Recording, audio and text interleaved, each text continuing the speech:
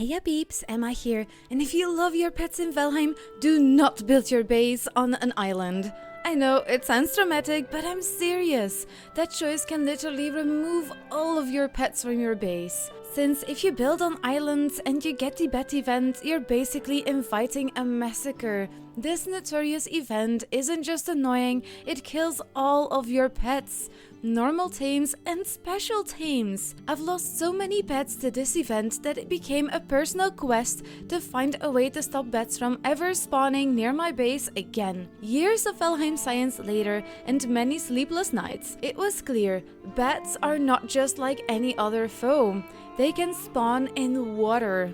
Unlike every other event creature that needs some sort of land or shore to spawn, from trolls to ghosts to even drakes, they all seem to share the same spawn rules. But bats? Oh no, they seem to spawn in water, in what looks like fish spawn locations. And sadly, when you build on an island, it can be very difficult to place the needed anti-spawning structures. Workbenches can't even be placed below the waterline. Torches seem to be the best option, and no, they do not need to be lit to anti-spawn. But their anti-spawn range is circular instead of cylindrical like the workbench, and that means that if water gets too deep, you still fall outside of that range and creatures will still spawn. It became crystal clear. If you want a solid spawn-proof base that even keeps out bats, you should not choose an island, but rather a big landmass with plenty of space around from where your character might stand. The perfect example was actually on my solo playthrough, where I tested this.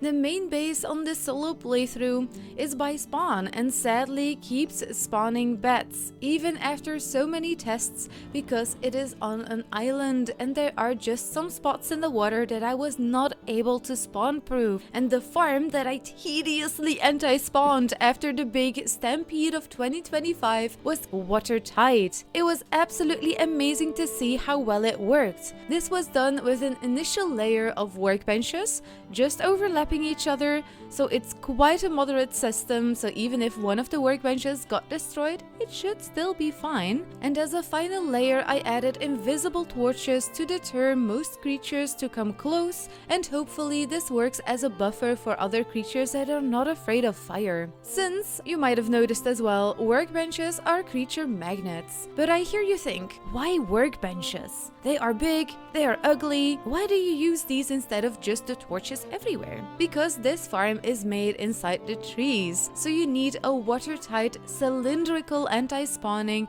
that goes all the way up in the sky from the workbenches. And honestly, now that I'm talking about this makes me want to do a workbench house building competition. So, share your own anti-spawn workbench designs through my Discord or on Instagram to have a chance to win this super cool potato mug. And don't forget peeps, get your potato merch now that it's still available. In 2026, I will be removing all of these and add all fresh designs. If you want to see more Valheim shenanigans, be sure to check out this video, and thank you so much for watching. You're absolutely amazing.